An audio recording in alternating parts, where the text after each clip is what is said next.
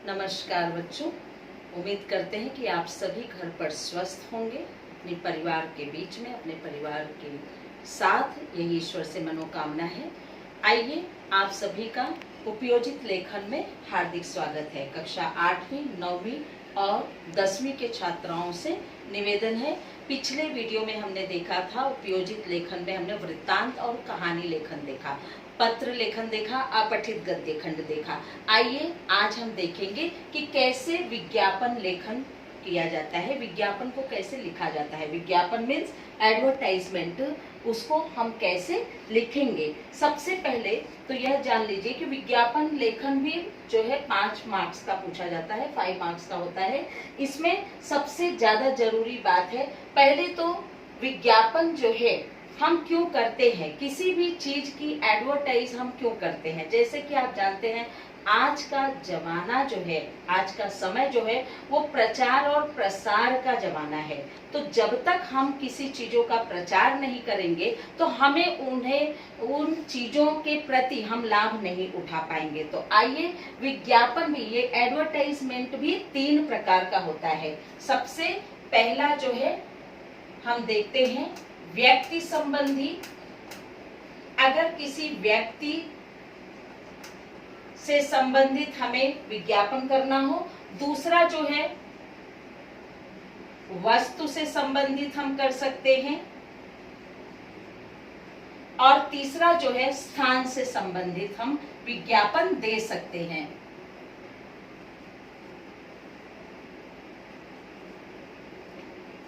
अब व्यक्ति से संबंधित मतलब जब हम किसी भी व्यक्ति के बारे में, हमें किसी व्यक्ति की जरूरत होती है, जैसे शिक्षक, मैनेजर, लिपिक मीन्स क्लर्क की जरूरत हो, या सेल्समैन की जरूरत हो, तब हम किसी भी व्यक्ति की अगर हमें जरूरत है तो, या कहीं पर जगह खाली है तो हम विज्ञापन के जरिए उन्हें बुला सकते हैं, उनसे कांटेक्ट कर सकते हैं। अब वस्तु संबंधी, चाहे वह खाने की वस्तु हो या तेल, साबुन, शैम्पू या कोई खाद्य पदार्थ हो, अगर हमें इसका विज्ञापन करना है, वस्तु से संबंधित हम दे सकते हैं, विज्ञापन के जरिए हम इसका प्रचार कर सकते हैं, इसका एडवर्टाइजमेंट कर सकते हैं और इससे हम फायदा उठा सकते हैं ना। स्थान संबंधित, जैसे मान लीजिए घर हुआ, दुकान हुआ या फ्लैट हुआ। चाहे घर, दुकान, फ्लैट हमें बेचना हो, खरीदना हो, किराए पर देना हो, तो हम एडवर्टाइज के जरिए जो है, विज्ञापन के जरिए हम अपना काम पूरा कर सकते हैं। आइए हम इसे विस्तार से देखें। व्यक्ति संबंधी अगर हमें एडवर्टाइजमेंट करना है तो जैसे शिक्षक की आवश्यकता है, या मैनेजर की आवश्यकता है, या किसी कंपनीज में या हमारे ऑफिस में, हमारे कार्यालय में लिपिक की, एक क्लर्क की जरूरत है या सेल्समैन की जरूरत है, तो हम एडवर्टाइज के माध्यम से हम उन्हें बुला सकते हैं, उनसे कांटेक्ट कर सकते हैं। वस्तु, किसी वस्तु का प्रचार करना है तो हम उसको, उस वस्तु को हाईलाइट करते हुए उस पर उचित ऑफर दे करके, जिससे विशेष छूट कहते हैं, वह ऑफर दे करके हम लोगों का ध्यान अपनी तरफ आकर्षित कर सकते हैं। अब स्थान संबंधित उसी प्रकार से अगर हमें खरीदना है, बेचना है, किराए पर देना है, तो हम विज्ञापन के जरिए अपना काम कर सकते हैं। आइए सबसे पहले हम देखते हैं कि हमें विज्ञापन देना किसको है। अगर हमें विज्ञापन देना है, चाहे वो व्यक्ति को, हमें किसी की डिमांड करनी है कि हमें एक सेल्समैन की आवश्यकता है, या हमारी पाठशाला में एक रिक्त स्थान है शिक्षक के लिए तो उसकी जरूरत है, या हमें लिपिक की चाहिए, या कंपनी में मैनेजर की जरूरत है, या बैंक में मैनेजर की जरूरत है, तो सबसे पहले हम उस शीर्षक को, उस टॉपिक को हाईलाइट करेंगे। शीर्षक बहुत ही प्रभावशाली होना चाहिए, वह बहुत ही बड़े बड़े अक्षरों में लिखा होना चाहिए, तुकबंदी होना चाहिए, जैसे लयात्मक भाषा में होना चाहिए कि जहां पर एक वर्ड से अगर शुरुआत होती है तो दूसरे समय उसी शब्द से आकर के वह गिरे, तो तुकबंदी पूर्ण हो। और उसके बाद अपनी भाषा सरल होनी चाहिए, शुद्ध होनी चाहिए, उसमें किसी प्रकार की कोई गलतियां ना हो, अशुद्धिकरण ना हो। सुबोध होना चाहिए, सुबोध मतलब कि लोग, बच्चा भी उस एडवर्टाइज को, उस विज्ञापन को पढ़ करके आसानी से समझ जाए कि किस विषय से रिलेटेड यह विज्ञापन है। तो इस प्रकार से अगर हमारी भाषा सरल होगी, शुद्ध होगी, सुबोध होगी, कोई भी आसानी से सरल वह समझ सकता है, तो और उसके बाद आकर्षक होना चाहिए, मतलब कम से कम भाषा का प्रयोग हो और ज्यादा से ज्यादा उसका असर करे। यह नहीं कि आप पूरे परिच्छेद में लिख दें और वो विज्ञापन इफेक्टिव, प्रभावशाली होगा, तो ऐसा नहीं होगा। कम से कम भाषा का प्रयोग करेंगे। भाषा जो है बहुत ही सीधी सादी होनी चाहिए, सरल होनी चाहिए, शुद्ध स्पष्ट होना चाहिए, गलतियां नहीं होनी चाहिए, तो उससे आपका विज्ञापन जो है आकर्षक हो सकता है। फिर विषयानुसार घोष वाक्य का प्रयोग करें, जैसे कहीं कहीं कोटेशंस होते हैं, सुविचार होते हैं, तो वहां पर आप विषय के अनुसार आप अपना घोष वाक्य कर सकते हैं। और उसका प्रयोग करने से जो है तब ज्यादा करके ग्राहक आपकी तरफ अट्रैक्ट होगा, आपके विज्ञापन की तरफ वो आकर्षित होगा और आपका सामान आसानी से या आपका कार्य आसानी से सुलझ सकता है। और उसके बाद तब फिर उसमें कोई भी विज्ञापन करिए, आप ध्यान रखिए कि उसमें पता का होना बहुत ही जरूरी है। आपका एड्रेस होगा, मोबाइल नंबर होगा और ईमेल आईडी का होना भी अति आवश्यक है, ताकि उचित समय पर ग्राहक आपसे कांटेक्ट कर सके या आप उस विज्ञापन पे दिखाएंगे कि आप जिस चीज की विज्ञापन कर रहे हैं, चाहे वो व्यक्ति संबंधी हो, वस्तु संबंधी हो या स्थान संबंधी हो, तो इंसान कैसे वहां पर पहुंचेगा, इसलिए पता का होना आवश्यक है।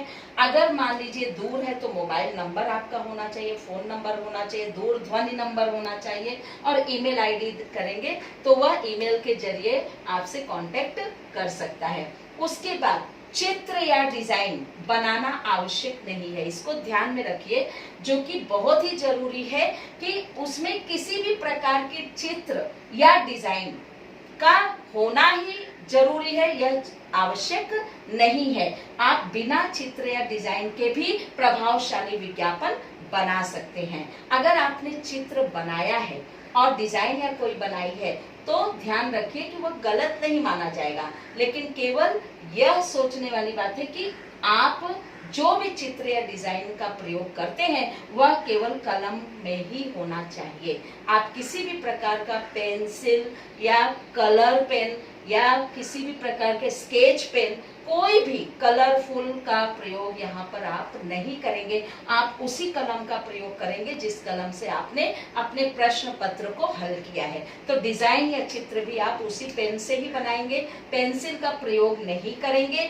इसको ध्यान में रखिए कि कोई भी विज्ञापन बनाते समय आप जो है यह जो मार्जिन है वह भी आप अपने पेन से ही, पेन का ही उपयोग करके तब फिर विज्ञापन लिखना शुरू करेंगे। और यह जो चौकोर है, यह जो आयत है, मार्जिन जिसे कहते हैं, इसे आप पेन से ही बनाएंगे।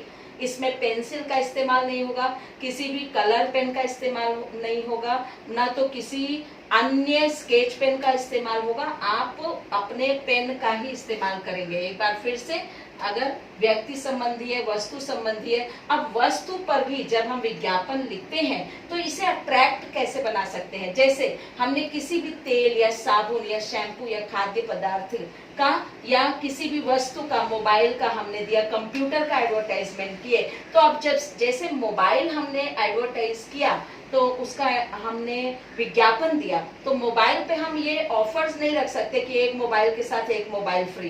तो यह सब आपको ध्यान में रखना है। वस्तु, अगर हम मारुति कार बेच रहे हैं या मारुति कार का विज्ञापन हम दे रहे हैं तो हम ये नहीं लिख सकते कि एक मोबाइल कार पे एक मारुति कार पे एक मारुति कार फ्री होगा। तो यह सब ऑफर भी हमें बहुत सोच समझ कर देना है। अगर हम शैम्पू का देते हैं एडवर्टाइजमेंट, सनसिल्क का दिए तो उसी प्रकार से हम उसका कंडीशनर जो है हम फ्री कर सकते हैं। किसी साबुन का हम दे रहे हैं तो उसके साथ एक पैक हम फ्री दे सकते हैं। उसी प्रकार किसी वस्तु का, अगर हम अप्सरा पेंसिल दे रहे हैं तो उसके ऊपर हम 2 इरेजर फ्री दे सकते हैं। तो इस प्रकार से हम सोच करके ऑफर्स रखेंगे ताकि हमें भी नुकसान न हो। ध्यान देने वाली बात यह है कि आपका शीर्षक जो है प्रभावशाली होना चाहिए। अगर साबुन आप एडवर्टाइज कर रहे हैं, विज्ञापन दे रहे हैं, तो साबुन का नाम जो है बड़े अक्षरों में लिखा होना चाहिए। अगर तेल है, शैम्पू है, या मैनेजर है, या शिक्षक की आवश्यकता है, तो वह शीर्षक जो है वह हाईलाइट होना चाहिए ताकि सबसे पहले ग्राहक की निगाह आपके उस शीर्षक पे जाए, तो ताकि वह शीर्षक देख करके वह आकर्षित हो जाए कि किस चीज का यहाँ पर विज्ञापन दिया जा रहा है। इस प्रकार से आप विज्ञापन के प्रश्नों को हल करेंगे। हम आपको पीडीएफ के जरिए बताएंगे कि विज्ञापन को लिखा कैसे जाता है। आइए चलते देखते हैं निबंध लेखन। आइए बच्चों, अब हम उपयोजित लेखन में निबंध लेखन की तरफ चलते हैं, जो कि 7 अंक का पूछा जाता है। 7 मार्क्स के पूछे जाते हैं 9th और 10th स्टैंडर्ड के लिए, और 8वीं के विद्यार्थियों को यही मार्क्स कुछ कम कर दिए जाते हैं। तो इसलिए आपको भी जान लेना अति आवश्यक है कि निबंध को लिखा कैसे जाता है, या निबंध कितने प्रकार के होते हैं, क्या क्या उसके तरीके हैं लिखने के।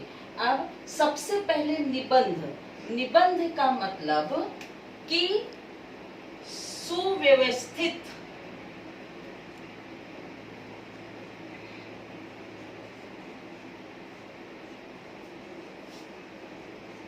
रूप में बंधा हुआ,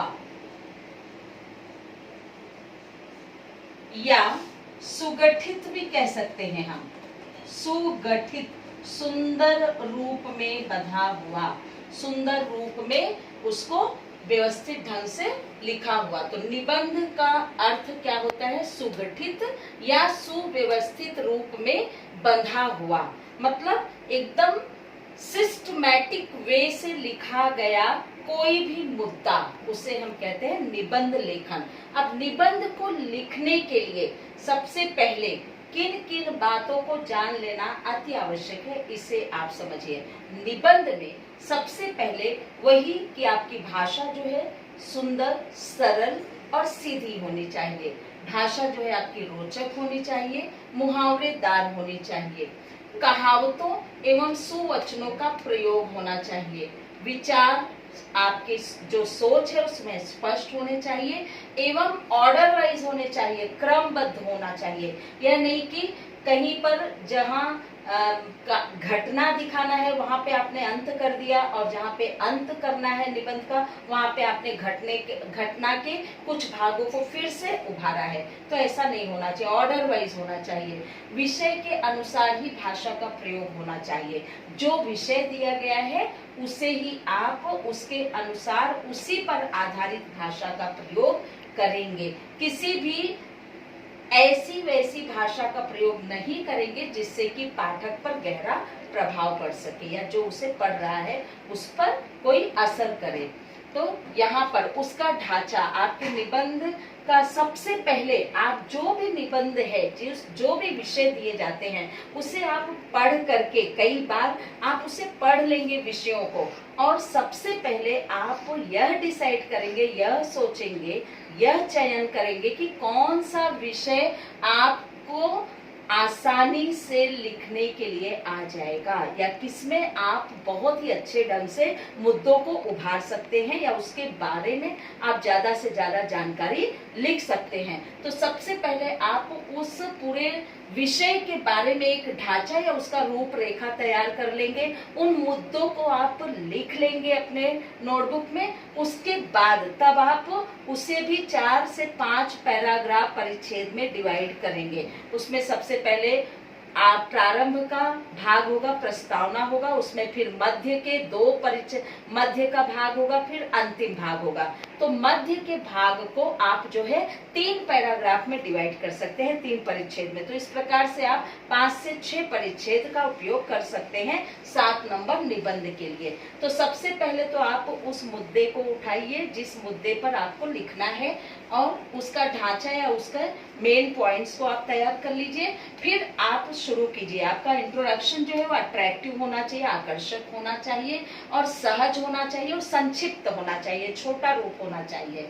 विषय संबंधी जानकारी होनी चाहिए और अंत में विषय संबंधी मतलब अगर आप उस पर तर्क वितर्क कर रहे हैं तो एक जो है पक्ष में बोल रहे हैं, दूसरा परिच्छेद विपक्ष में होना चाहिए, ताकि उसके बाद तब फिर आप उपसंहार या अंत जो है अलग परिच्छेद में करेंगे। इससे आपके उपसंहार से पाठक जो आपका निबंध पढ़ता है उस पर बहुत बड़ा प्रभाव पड़ता है। तो इसलिए उपसंहार या निष्कर्ष या निबंध का अंत जो है आप अलग परिच्छेद में लिखेंगे। ध्यान रखिए कि आपकी भाषा जो है अश्लील नहीं होनी चाहिए, गलत शब्दों का प्रयोग नहीं होना चाहिए। वहां पर भी आप अच्छे अच्छे थॉट्स, मुहावरे, दोहे, चौपाई, कोटेशंस, आप इन सभी का प्रयोग कर सकते हैं। आइए अब देखते हैं कि निबंध होते कितने प्रकार के हैं। सबसे पहले आप देखिए आत्मकथात्मक निबंध और वैचारिक देख रहे हैं, वर्णनात्मक, चरित्रात्मक और कल्पनात्मक। इतने प्रकार के निबंध जो है आपके सिलेबस में पूछा जाएगा। तो इतने प्रकार में से कोई भी 3 प्रकार के निबंध आपको पूछे जाएंगे। तो सबसे पहले आइए आत्मकथात्मक मीन्स ऑटोबायोग्राफी। अब ऑटोबायोग्राफी में सबसे पहले आप देखिए कि फटी पुस्तक की आत्मकथा। आत्मकथा मतलब हम अपनी ऑटोबायोग्राफी जब लिखते हैं या किसी भी मुद्दे पर, हम किसी भी टॉपिक पर उसकी आत्मकथा लिखते हैं तो सबसे पहले तो हमें यह तय कर लेना है कि हम उस वस्तु को या उस वस्तु में या उस जगह में या उस व्यक्ति के अंदर अपने आप को देखें। सबसे पहले हम ये सोच लें कि हम एक फटी पुस्तक हैं। फूल की आत्मकथा है तो हम एक फूल हैं। अगर मुरझाए फूल की है तो हम एक फूल हैं लेकिन मुरझाए फूल बन करके पहले सोचें। उसके बाद फटे हुए छाते की आत्मकथा, फटे हुए जूते की आत्मकथा। तो उस चीज को हमें स्वयं के अंदर देखना है या स्वयं को वह चीज बना लेनी है, तब हम आत्मकथा की शुरुआत करेंगे। यह ध्यान में रखिए कि यह किसी भी वस्तु, प्राणी या व्यक्ति का हो सकता है। तो सबसे पहले हम उसे स्वयं बन लें उसको, और उसके बाद यह जरूरी नहीं कि कथा जो है हर समय दुखद ही हो, सुखद भी कथा होती है, या यह भी जरूरी नहीं कि हर समय सुखद ही एंडिंग हो, उसका दुखद भी एंडिंग हो सकता है। तो हमें यह देखना है कि हमारी जो कथा है वह आरंभ कैसे हुई, उसका मध्य भाग फिर से हमें देखना है, मध्य भाग को हम कैसे, क्या घटना का उल्लेख हम कर रहे हैं, उसके बाद फिर से हम उसको निष्कर्ष पर लेकर जाएंगे कि हमारा निष्कर्ष क्या हुआ। अगर हम फटे जूते की आत्मकथा कह रहे हैं तो हम उसे लिख सकते हैं कि इस प्रकार से मुझे आज भी दुख है कि मैं कूड़ेदान में पड़ा हूँ और मुझे देखने वाला कोई नहीं है। तो इस प्रकार से यह दुखद अंत हुआ। सुखद अंत में भी आप लिख सकते हैं कि भले मैं मुरझाया फूल हूँ लेकिन आज भी वह विद्यार्थी, वह बालक मेरी उतनी ही आदर करता है जितना कि मैं उस समय खिला हुआ फूल था। तो इस प्रकार से आप सुखद और दुखद दोनों अंत कर सकते हैं। आइए वैचारिक निबंध में हम चलते हैं। वैचारिक में जब हम किसी मेन मुद्दे पर विचार करते हैं, चिंतन मनन करते हो, या रिफ्लेक्टिव जैसे जिसे कहते हैं, जब हम रिफ्लेक्ट देते हैं, जैसे अगर कहा गया विज्ञान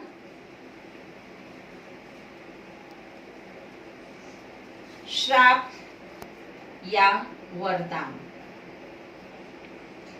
अब विज्ञान के बारे में या विज्ञान से लाभ और हानि, या टेलीविजन से लाभ और हानि, या दूरदर्शन से लाभ और हानि, तो यह जो है इस पे हमें अपना रिफ्लेक्शन दिखाना है, हमें अपना चिंतन, हम चिंतन करें कि हमारे उसके पक्ष विपक्ष में भी हम सोचे कि वह किस ढंग से, अगर हम लाभ दिखा रहे हैं तो उसका हानि क्या है, और हानि दिखा रहे हैं तो उसके साइड बाय साइड उसका लाभ भी क्या है। तो समाचार पत्र, अब समाचार पत्र के बहुत सारे फायदे हैं, लेकिन वहीं पर आए दिन घटनाओं का भी उल्लेख हम कर सकते हैं जो आजकल हम दैनिक समाचार पत्र में पढ़ रहे हैं ना। वर्णनात्मक निबंध, वर्णनात्मक मतलब डिस्क्रिप्टिव निबंध। अब इस यहाँ पर डिस्क्राइब करना है, तो डिस्क्राइब जब करना है तो कोई भी, चाहे वो मनुष्य के बारे में, अब मनुष्य के बारे में मतलब जैसे महात्मा गांधी, अब महात्मा गांधी जी के बारे में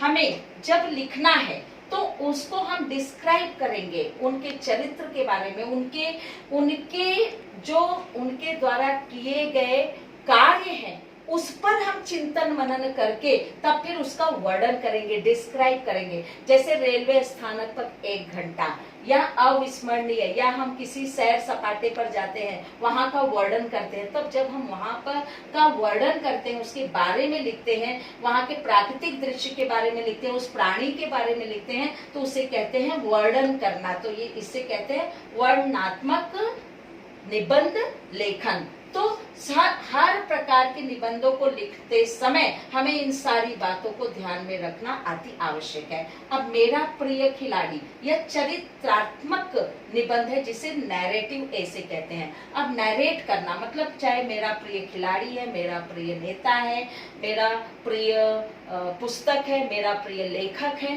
तो इस प्रकार से मेरा प्रिय संगीतकार है, मेरा प्रिय सदन है, तो इस प्रकार से उन चरित्रों के बारे में, मेरा पालतू जानवर, तो उस प्रकार के चरित्र, उस प्रकार के पात्र, उस प्रकार के किरदार के बारे में जब हम उसका वर्णन करते हैं तो वो चरित्रात्मक, उस चरित्र के बारे में, उस कैरेक्टर के बारे में, उस पात्र के बारे में जब लिखते हैं तब उसे कहते हैं चरित्रात्मक निबंध।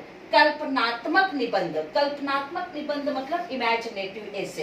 इमेजिनेटिव एसे में अक्सर ऐसा होता है कि हमें इमेजिन करना होता है, हम कल्पना में डूब जाते हैं और जितना कल्पना हम करते रहेंगे उतनी अच्छा निबंध हम लिख सकते हैं। जैसे यहाँ पर अक्सर यदि या अगर का प्रयोग होता है। यदि अगर वर्षा न हो तो, यदि बरसात न हो तो। एक हाल में ही कोविड-19 की वजह से एक मुद्दा जो शुरू से आप लिखते थे तो आज उस पर आप बहुत अच्छा चर्चा कर सकते हैं, और वह क्या है, जैसे पूछा जाता है यदि मोबाइल न होता तो।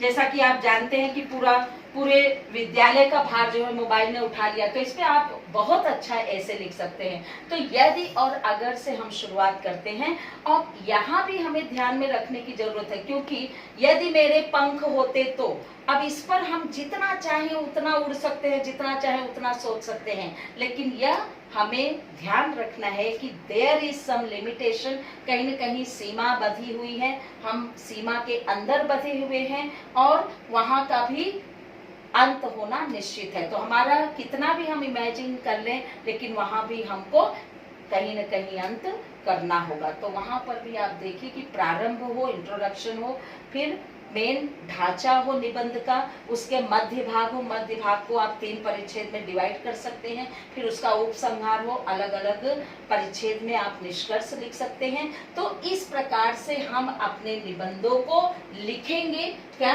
आत्मकथात्मक, वैचारिक, वर्णनात्मक, चरित्रात्मक, कल्पनात्मक निबंध को हम इस प्रकार से लिखेंगे। आपको पीडीएफ मिल जाएगा हर एक ऐसे को किस ढंग से लिखा जाता है, आप उसे अच्छी तरह से अपनी नोटबुक में उतार लीजिएगा। और जितना भी उपयोजित लेखन का जो भी सिलेबस है यही आपको इस साल तैयार करना है। ध्यान रखिए, सारा उपयोजित लेखन 26 अंक का होगा। ध्यान रखिए बच्चे कि अगर आप ध्यान पूर्वक लिखेंगे इस पर मेहनत करेंगे और लगातार पढ़ाई करते रहेंगे, लगातार अध्ययन और अभ्यास की आवश्यकता है, तो आपको अच्छे मार्क्स लाने से कोई रोक नहीं सकता है। इसी के साथ आज का लेक्चर समाप्त हुआ। धन्यवाद बच्चों। घर पर रहें, सुरक्षित रहें, स्वस्थ रहें।